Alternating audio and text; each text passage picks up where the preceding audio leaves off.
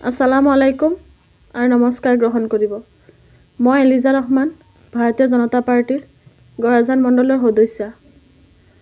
ভাৰতীয় জনতা পাৰ্টিৰ গৰাজান মণ্ডলৰ সদস্যা হিচাপে মই ভাবোঁ আমি প্ৰথমে বিজেপি দলৰ প্ৰতি সন্মান জনাই দলে যিসকলক প্ৰাৰ্থিত্ব দিব আমি দলৰ কাৰ্যকৰ্তা হিচাপে সেইসকলক জয়যুক্ত কৰিব লাগিব।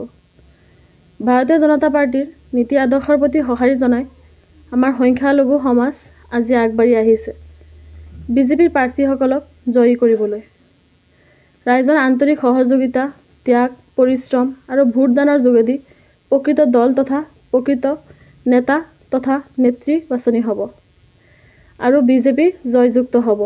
মই ভাবোঁ ভাৰতীয় জনতা পাৰ্টিয়ে সকলোকে সম অধিকাৰ আৰু সমমৰ্যাদা দি আছে। আমাৰ মহিলাসকলকো অগ্ৰাধিকাৰ দিছে, যুৱ প্ৰজন্মকো অগ্ৰাধিকাৰ দিছে, সমাজৰ উন্নয়নত অগ্ৰাধিকাৰ দিছে। গতিকে এইবাৰ